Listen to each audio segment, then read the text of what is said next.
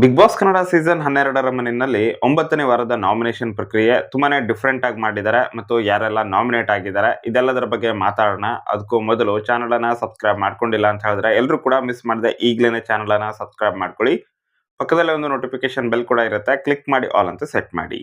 So ಇವಾಗ ನೇರವಾಗಿ ವಿಷಯಕ್ಕೆ ಬರೋದಾದ್ರೆ, ಬಿಗ್ ಬಾಸ್ ಅಲ್ಲಿ ಈ ವಾರ ಯಾರನ್ನ ನಾಮಿನೇಟ್ ಮಾಡಬೇಕು ಅನ್ನೋದನ್ನ ಅವರ ಕೊಳೆಯಾಗಿರುವಂತಹ ಬಟ್ಟೆಯನ್ನ ವಾಶ್ ಮಾಡೋದರ ಮೂಲಕ ಹಾಗೇನೆ ಅದನ್ನ ಜೋರಾಗಿ ಬಡಿಯೋದ್ರ ಮೂಲಕ ನಾಮಿನೇಟ್ ಮಾಡಬೇಕು. ಇದೊಂದು ರೀತಿ ಹೆಂಗಪ್ಪ ಅಂತ ಹೇಳಿದ್ರೆ ಅವ್ರ ಮೇಲೆ ಇರೋ ಸಿಟ್ಟನ್ನ ಬಟ್ಟೆ ಮೇಲೆ ತೋರಿಸೋದು ಅಂತ ಹೇಳಬಹುದು ಇಂಡೈರೆಕ್ಟ್ ಆಗಿ. ಒಟ್ಟಾರೆಗೆ ಅವ್ರ ಮೇಲೆ ಏನ್ ಸಿಟ್ಟಿರುತ್ತೋ ಅದು ಅವರ ಒಂದು ಬಟ್ಟೆಯ ಮೇಲೆ ತೋರಿಸಬಹುದು. ಅವರು ಬಡ್ದು ಅದನ್ನ ಎಕ್ಸ್‌ಪ್ರೆಸ್ ಮಾಡ್ಕೊಳ್ಬಹುದು. ಹಾಗೇನೆ ರೀಸನ್ ಕೂಡ ಕೊಡಬೇಕಾಗಿರುತ್ತೆ. ಸೊ ಈ ಸಮಯದಲ್ಲಿ ಮೇನ್ ಆಗಿ ಜಗಳ ಆಗಿರೋದು ಧ್ರುವಂತ್ ಹಾಗೇನೆ ಅಶ್ವಿನಿ ಅವರಿಗೆ. ಸೊ ಇಲ್ಲಿ ಧ್ರುವಂತ್ ಅವರು ಅಶ್ವಿನಿ ಗೌಡ ಅವರ ಹೆಸರನ್ನ ತೆಗೆದುಕೊಂಡು ಅವರು ತುಂಬಾನೇ ಡ್ರಾಮಾ ಮಾಡ್ತಾರೆ, ತುಂಬಾನೇ ಫೇಕ್ ಈ ಬಿಗ್ ಬಾಸ್ ಮನೆಯಲ್ಲಿ ಅನ್ನೋದನ್ನ ಹೇಳ್ತಾರೆ. ಹಾಗೇನೆ ಈ ಬಿಗ್ ಬಾಸ್ ಮನೆಯನ್ನ ತುಂಬಾನೇ ಮಿಸ್‌ಲೀಡ್ ಮಾಡಿರೋದು ಅಶ್ವಿನಿ ಗೌಡ ಹಾಗೇನೆ ಜಾನ್ವಿ ಅವರು ಅನ್ನೋದನ್ನ ಕೂಡ ಹೇಳ್ತಾರೆ. ಸೊ ಇಲ್ಲಿ ಕ್ಲಿಯರ್ ಆಗಿ ಗೊತ್ತಾಗ್ತದೆ ಮೋಸ್ಟ್ಲಿ ಇವರು ಜಾನ್ವಿ ಹಾಗೇನೆ ಅಶ್ವಿನಿ ಗೌಡ ಇವರಿಬ್ಬರ ಹೆಸರನ್ನ 100% ತಗೊಂಡಿದ್ದಾರೆ ಅಂತ ಹೇಳಿ.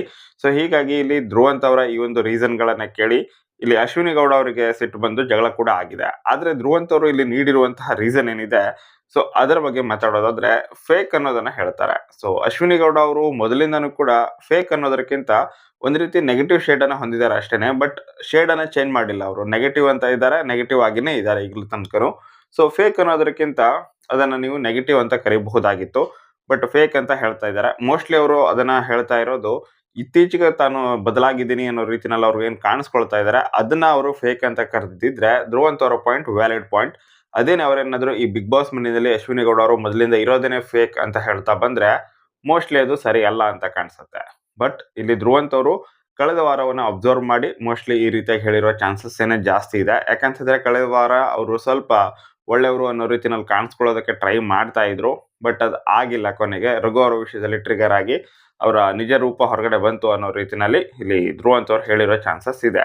ಡಮ್ಮಿ ಫೇಕ್ ಅನ್ನೋದನ್ನ ಕೂಡ ಹೇಳ್ತಾರೆ. ಸೊ ಅದೇ ಸಮಯದಲ್ಲಿ ಅಶ್ವಿನಿ ಗೌಡ ಅವರು ಕೂಡ ಸೇಮ್ ಅದನ್ನೇ ಉಲ್ಟಾ ಮಾಡಿ ಧ್ರುವಂತ್ ಅವ್ರಿಗೆ ಹೇಳ್ತಾರೆ ಅಷ್ಟೇನೆ. ಯಾಕಂತಂದ್ರೆ ಆ ಒಂದು ಬೋರ್ಡ್ ಹಿಡಿದು ಅವ್ರ ಹೆಸರನ್ನ ಸೂಚಿಸುವಂತಹ ಸಮಯದಲ್ಲೂ ಕೂಡ ಸೊ ಒಳ್ಳೆಯ ರೀತಿ ಮುಖವಾಡ ಹಾಕೊಂಡಿದ್ದಾರೆ ಅನ್ನುವಂತಹ ವಿಷಯ ಬಂದಾಗ ಧ್ರುವಂತ್ ಅವ್ರ ಹೆಸರನ್ನೇ ತುಂಬಾ ಜನ ತಗೊಂಡಿದ್ರು. ಸೊ ಹೀಗಾಗಿ ನಿಮ್ಗೆ ಗೊತ್ತೇ ಇದೆ. ಸೊ ಅವರಿಬ್ಬರ ನಡುವೆ ಇವಾಗ ಜಗಳ ಆಗ್ಬೇಕಾಗಿತ್ತು, ಜಗಳ ಆಗಿದೆ ಕೂಡ. ಧ್ರುವಂತ್ ವರ್ಸಸ್ ಅಶ್ವಿನಿ ಈ ವಾರದಲ್ಲಿ ಆಗುವಂತಹ ಎಲ್ಲಾ ಚಾನ್ಸಸ್ ಇದೆ.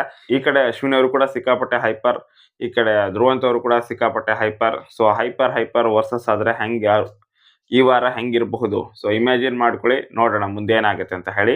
ಇನ್ನು ನಾಮಿನೇಷನ್ ವಿಷಯಕ್ಕೆ ಬರೋದಾದ್ರೆ ಈ ಸಲ ನಾಮಿನೇಷನ್ ಅಲ್ಲಿ ಅಶ್ವಿನಿ ಗೌಡ ಅವರ ಹೆಸರು, ಜಾನ್ವಿ ಅವರ ಹೆಸರು, ಹಾಗೇನೆ ಮಾಳು ನಿಪಾನಳ್ ಅವರ ಹೆಸರು, ಧ್ರುವಂತ್ ಅವರ ಹೆಸರು. ಸೊ ಇಲ್ಲೇನೆ 4 ಜನ ಆಯ್ತು. ಇವರ ಜೊತೆಗೆ ಗಿಲ್ಲಿ ನಟನ ಹೆಸರು, ಇವರ ಜೊತೆಗೆ ಮ್ಯೂಟೆಂಟ್ ರಘು ಅವರ ಹೆಸರು. ಸೊ ಈ ರೀತಿಯಾಗಿ 6 ಜನರ ಹೆಸರು ಅಟ್ ಪ್ರೆಸೆಂಟ್ ಅಲ್ಲಂತೂ ಕೇಳಿ ಬರ್ತಾ ಇದೆ.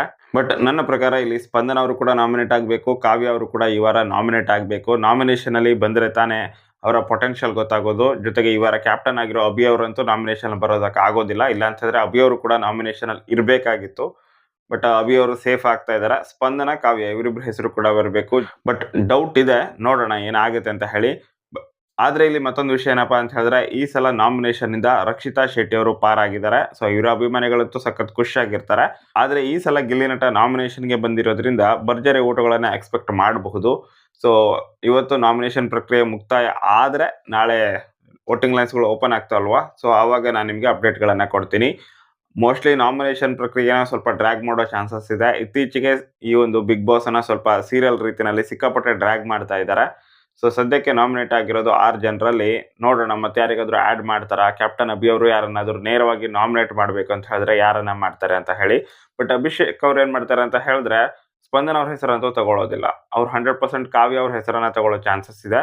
ಸೊ ಹೀಗಾಗಿ ಕಾವ್ಯ ಅವರು ಕೂಡ ನಾಮಿನೇಟ್ ಆಗಬಹುದು. ಈ ಪ್ರಕಾರವಾಗಿ ನೋಡೋದಾದ್ರೆ ಫೈನಲ್ ನಾಮಿನೇಷನ್ ಲೀಸ್ಟ್ ಏನಿದೆ ಅದರಲ್ಲಿ ಗಿಲ್ಲಿ ನಟ, ಮ್ಯೂಟೆಂಟ್ ರಘು, ಅಶ್ವಿನಿ ಗೌಡ, ಜಾನ್ವಿ, ಧ್ರುವಂತ್, ಮಾಳು ನಿಪಾನಳ್. ಸೊ ಇಷ್ಟು ಜನರ ಹೆಸರು ಅಂತ ಇರೋದೊಂದು ಫಿಕ್ಸ್. ಇವ್ರ ಜೊತೆಗೆ ಕಾವ್ಯ, ಶೈವ ಅವರ ಹೆಸರು ಕೂಡ ಸೇರ್ಪಡೆ ಆಗೋ ಚಾನ್ಸಸ್ ಇದೆ. ಸೊ ಇದನ್ನ ಹೊರತುಪಡಿಸಿ ಇನ್ಯಾರೆಲ್ಲ ನಾಮಿನೇಟ್ ಆಗಬೇಕು ಅದನ್ನ ನೀವು ಕಾಮೆಂಟ್ ಬಾಕ್ಸ್ ಅಲ್ಲಿ ಕಮೆಂಟ್ ಮಾಡಿ. ಹಾಗೇನೆ ಈ ವಿಡಿಯೋ ನಿಮಗೆ ಇಷ್ಟ ಆಗಿದ್ರೆ ವಿಡಿಯೋಗೊಂದು ಲೈಕ್ ಮಾಡಿ, ಶೇರ್ ಮಾಡಿ. Thank you so much for watching.